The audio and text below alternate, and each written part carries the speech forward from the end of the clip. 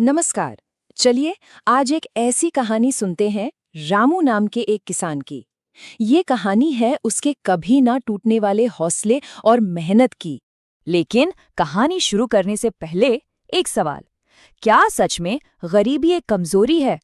जरा इस सवाल को अपने जहन में रखिएगा और चलिए अब चलते हैं रामू की दुनिया में। तो कहानी शुरू होती है एक छोटे से मामूली से गांव से। वहां रहता था रामू, एक किसान।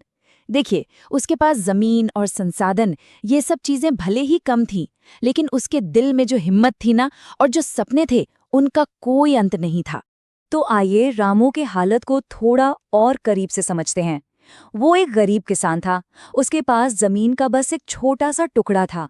सोच के देखिए, उसकी पूरी जिंदगी, उसकी सारी उम्मीदें बस आसमान की तरफ टिकी रहती थीं, बारिश के भरोसे। जिंदगी ने भी उसके खूब इम्तिहान लिए, कभी सूखा तो कभी बाढ़।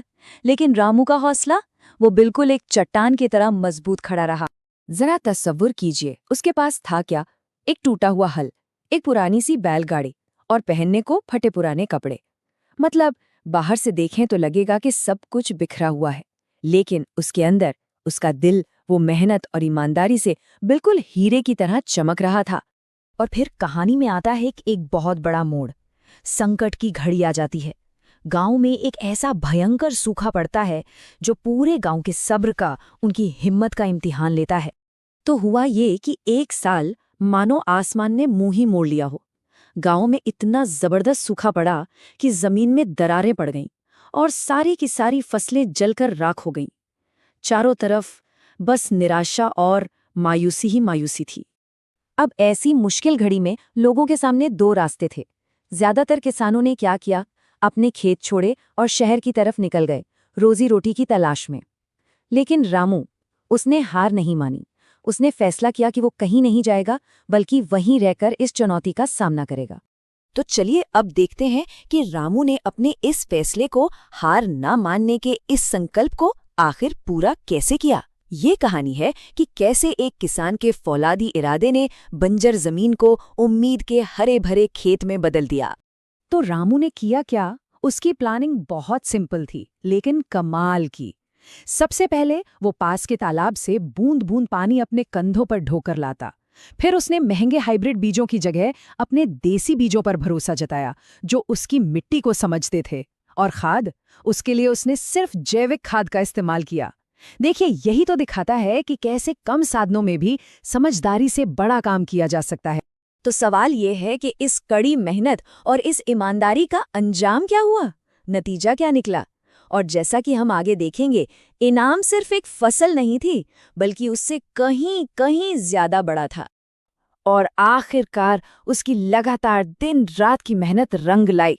नतीजा, एक छोटी सी लेकिन बहुत ही अनमोल फसल तैयार हुई। एक तरफ जहां सबके खेत बंजर पड़े थे, सूखे थे, वहीं दूसरी तरफ रामू के खेत में उम्मीद की हरियाली लहलहा रही थी। लेकिन असली बात तो अब आती है कि उसने उस फसल का किया क्या। उसने फसल का एक हिस्सा बेचा ताकि थोड़े पैसे आ सकें, लेकिन जो बाकी का अनाज बचा ना, वो सारा का सारा उसने गांव के भूखे लोगों में, अपने पड़ोसियों में बांट दिया। और यहाँ उसे मिला उसका असली इनाम। उसकी इस ईमानदारी, इस दरियादिली और संघर्ष को देखकर पूरा का पूरा गांव उसकी इज्जत करने लगा। देखिए, पैसा तो हाथ का मैल है, आता जाता रहता है, लेकिन जो सम्मान उसने कमाया वो अनमोल था। अब हम पहुंचते हैं इस कहानी के आखिरी पड़ाव पर, संघर्ष से सफलता तक का सफर। चलिए देखते हैं कि कैसे रामू अपने पूरे समुदाय के लिए एक मिसाल बन गया। रामू के सफर पर एक नजर डालिए। कुछ साल पहले वो अकेले ही सूखे जैसी मुसीबत से जूझ रहा था। फिर आया वो मुश्किल साल, जिसमें उसने अपनी मेहनत और दरियादिली से पूरे गांव का दिल जीत लिया। और फिर इसके कुछ साल बाद उसकी लगन को देखते हुए सरकार से भी मदद मिली, जिसके बाद उसकी खेती-बाड़ी बढ़ी और वो एक कामयाब किसान बन गया। और आखिर में रामू सिर्फ एक किसान नहीं रह गया, वो तो पूरे गांव के लिए एक आदर्श, एक प्रेरणा स्रोत बन गया। लोग उसकी मिसाल देने लगे। तो इस पूरी कहानी का सार क्या है? इससे हमें सीख क्या मिलती है? आइए उन बुनियादी सच्चाइयों पर गौर करते हैं जो रामू की कहानी हमें सिखाती है। सबसे पहली और सबसे जरूरी सीख, गरीबी कमजोरी नहीं है, असली कमजोरी तो हार मान लेना है। रामू गरीब जरूर था, लेकिन कमजोर बिल्कुल नहीं। और दूसरी सीख, मेहनत, धैर्य और ईमानदारी। जब ये 3 चीजें साथ होना तो हर मुश्किल पर जीत हासिल की जा सकती है। और इस बात का सबसे बड़ा सबूत रामू की कहानी ही तो है। तो इस कहानी को हम यहीं छोड़ते हैं एक आखिरी सवाल के साथ। आज के इस दौर में जब हर कोई अपनी अपनी लड़ाइयां लड़ रहा है, रामू की ये कहानी हमें क्या याद दिलाती है? इस पर सोचना जरूर बनता है।